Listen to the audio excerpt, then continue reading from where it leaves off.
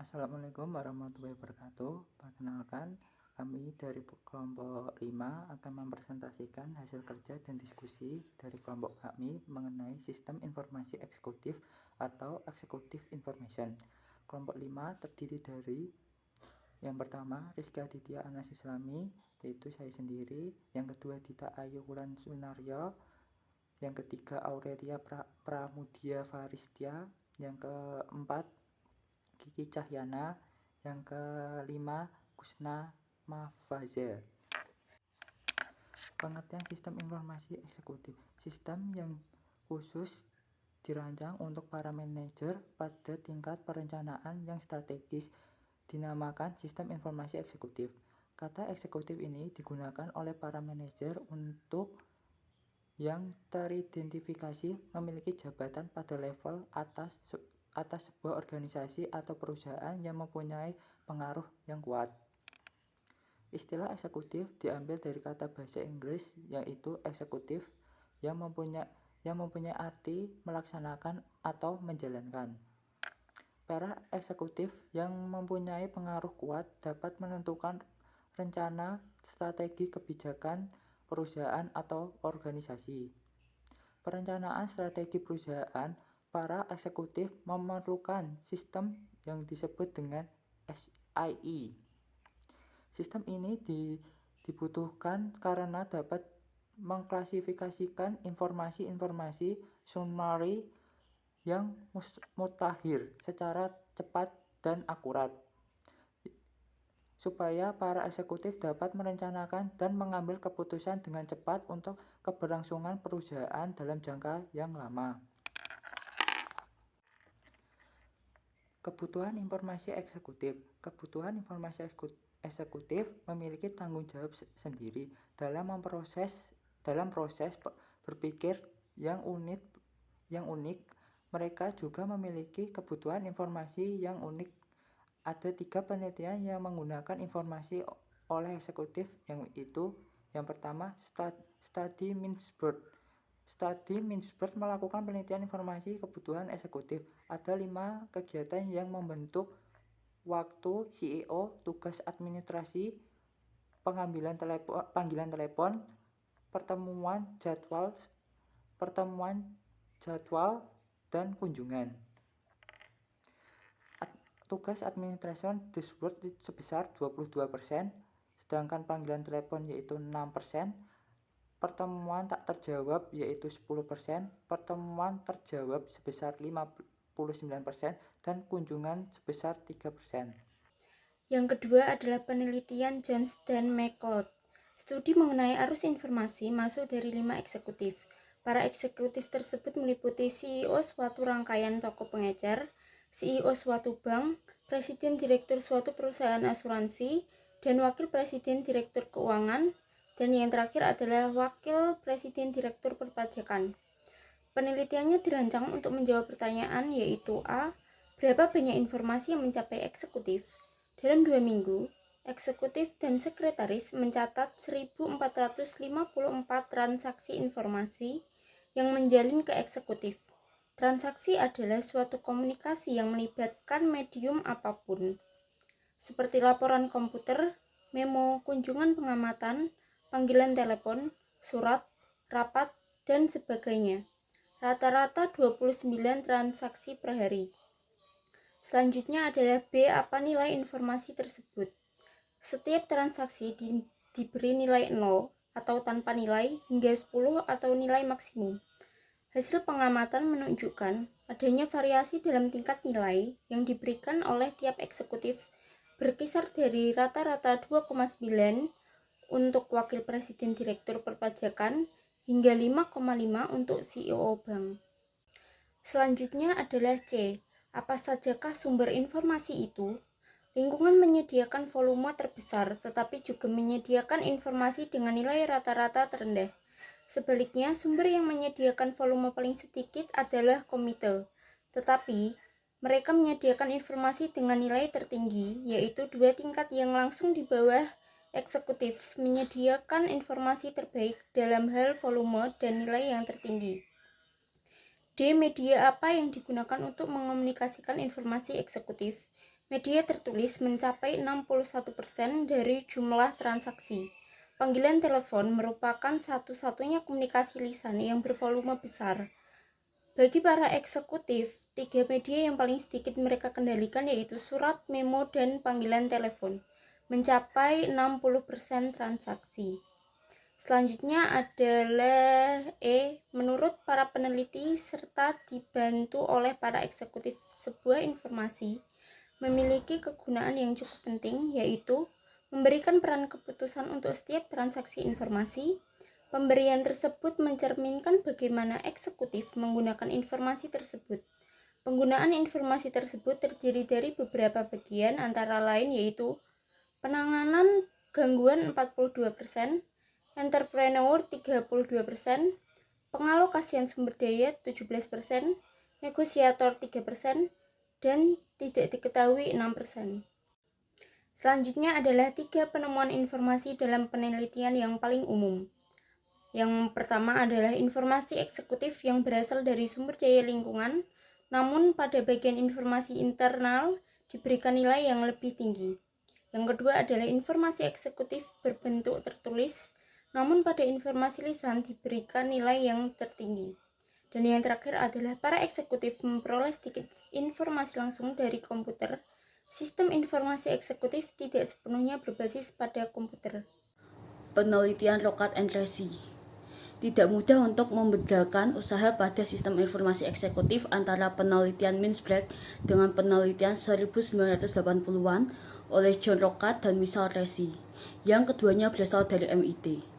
Salah satu hasil dari penelitian mereka yang menyatakan bahwa dari 16 perusahaan yang diteliti, 1 dari 3 pejabat sangat sering CEO menggunakan komputer sendiri. Ada salah satu pendukung komputer yang paling berdedikasi adalah Ben W. Heinemann, CEO dari Northwest Industry. Dalam penelitian Rockat and Tracy, sistem informasi eksekutif atau SIE pertama kalinya muncul. Pada penelitian tersebut menemukan beberapa hal antara lain: A. Tujuan sentral. Dapat eksekutif menggunakan informasi komputer terutama dalam bagian perencanaan dan pengendalian. B. Inti data bersama. Database memiliki informasi penting dalam berbagai industri pelanggan, pesaing, dan unit-unit bisnis dalam 3 periode, yaitu masa lalu, masa sekarang, dan masa depan. C. Metode penggunaan utama. Diharapkan dapat eksekutif menggunakan EIS untuk mengakses status saat ini, serta dapat memproyeksikan tren dan melakukan analisis pribadi di atas data. D. Organisasi pendukung. Para eksekutif yang dibantu oleh pelatih EIS dan sopir EIS. Pelatih EIS adalah anggota staf eksekutif, jasa informasi, atau organisasi konsultasi luar yang menyediakan bantuan dalam memulai sistem. Sedangkan sopir EIS adalah anggota staf eksekutif yang mengoperasikan peralatan bagi eksekutif. Komponen sistem informasi eksekutif. Secara umum, komponen dari sistem informasi eksekutif dapat tergolong menjadi 2, yaitu 1. Hardware atau perangkat keras. Membicarakan mengenai perangkat keras atau hardware untuk satu lingkungan EIS, pada umumnya harus memfokuskan pada perangkat keras yang dibutuhkan pertemuan eksekutif. Eksekutif harus diletakkan yang pertama dan kebutuhan eksekutif harus didefinisikan sebelum perangkat keras dapat terpilih.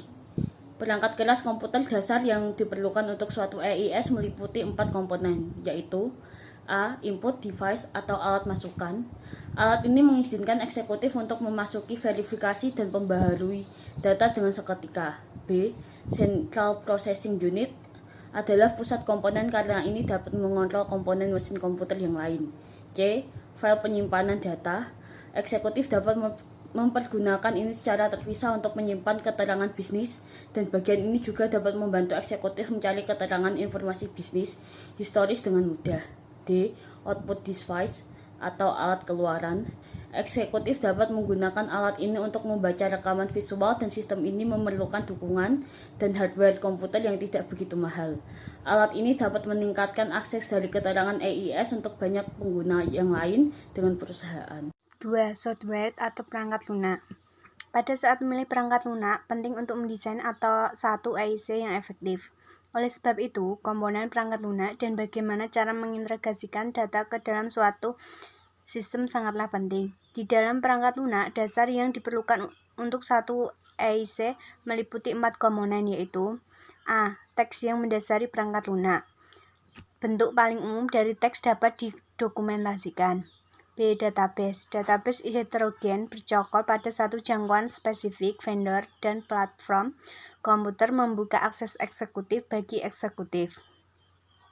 C. Dasar grafis. Dasar grafis dapat mengarahkan volume dari teks dan statistik ke dalam keterangan visual untuk eksekutif. Jenis grafis yang khas adalah bagan gugus berkala, diagram, peta, grafik gerak, bagan urutan, dan juga perbandingan mengorientasi graf atau bagan blok. D. Dasar model. Dasar model EIC dapat memodelkan data yang mengandung data statistik rutin dan khusus, keuangan maupun analisis kuantitatif lain. Keunggulan SIE. Keunggulan dalam memakai SIE ini adalah para pengguna dapat melakukan permintaan informasi, dapat memilih sendiri format grafik yang diinginkan, dan tampilan informasi yang dikehendaki. Selain itu, para eksekutif juga dapat menggunakan kemampuan drill down dari SIE supaya mereka dapat melihat lebih rinci satu informasi. Drill down juga dirancang supaya gambaran sekilas dapat secara bertahap mengambil informasi terperinci seperti A. Memfasilitasi akses pada seluruh jenis informasi. B. Menyediakan pelaporan yang mudah dipahami dan perangkat untuk menganalisis informasi. C. Membantu para eksekutif untuk mengidentifikasi masalah perusahaan atau organisasi. Faktor-faktor yang penentu keberhasilan penerapan sistem informasi eksekutif. Faktor-faktor penentu keberhasilan EIC antara lain sponsor eksekutif yang mengerti dan berkomitmen, sponsor operasi, staf jasa informasi yang sesuai, teknologi informasi yang sesuai, manajemen data dan kaitan yang sesuai dengan tujuan bisnis. 1. Sponsor eksekutif yang mengerti dan berkomitmen. Eksekutif tingkat puncak melebihi tingkat CEO harus berfungsi sebagai sponsor eksekutif EIC dengan mendorong penerapan. Usaha EIC yang paling berhasil yang memakai pertamanya adalah puncak eksekutif. Assalamualaikum warahmatullahi wabarakatuh. Perkenalkan, nama saya Husna Mafaza, NIM 2019-11-350. Nah, di sini saya akan melanjutkan presentasi dari teman saya yang sebelumnya. Oke, 2. Sponsor operasi. Sponsor eksekutif kemungkinan besar terlalu sibuk untuk memberikan banyak waktu untuk penerapan. Tugas harus diberikan kepada eksekutif tingkat puncak lain, seperti wakil presiden eksekutif. Sponsor operasi bekerja sama dengan eksekutif, pemakai, dan spesialis informasi untuk memastikan bahwa pekerjaan itu terlaksanakan. 3. Staf jasa informasi yang sesuai. Tersedia spesialis informasi yang tidak hanya mengerti teknologi informasi, tetapi juga mengerti cara eksekutif menggunakan sistem ini. Nah, area teknologi informasi yang dapat diterapkan melalui komunikasi data, database, dan graphical user interface. Yang keempat adalah teknologi informasi yang sesuai. Nah, para penerapan EIS seharusnya tidak boleh berlebihan dan memasukkan perangkat keras atau perangkat lunak yang tidak diperlukan. Karena sistem itu harus sesederhana mungkin dan harus memberikan tepat seperti yang eksekutif inginkan, tidak boleh lebih maupun kurang. Yang kelima ada manajemen data. Tidak cukup hanya menampilkan informasi saja, eksekutif harus mengetahui seberapa lengkap data itu. Eksekutif juga harus mampu mengikuti analisis data. Analisis ini dapat dicapai melalui drill down dengan bertanya kepada manajer data atau keduanya. Nomor 6, kaitan yang jelas dengan tujuan bisnis. Sebagian besar EIS yang berhasil dirancang untuk memecahkan masalah-masalahnya yang spesifik atau memenuhi kebutuhan yang dapat ditangani oleh teknologi informasi. Nah, yang ketujuh ada manajemen atas penolakan organisasi. Jika seorang eksekutif menolak EIS, perlu upaya untuk mendapatkan dukungannya. Untuk tidak perlu diidentifikasi masalah tersebut. Kemudian menerapkan EIS dengan protoping untuk mengatasi masalah tersebut. 8. Manajemen atas penyebaran atau evaluasi sistem. Jika manajer tingkat atau mulai menerima informasi dari EIS, maka manajer tingkat bahwa menginginkan informasi yang sama karena mereka ingin mengantisipasi masalah dan merencanakannya sebelum manajer tingkat atas menganggap masalah tersebut tidak terkendali. Baik, demikian presentasi kali ini. Wassalamualaikum warahmatullahi wabarakatuh.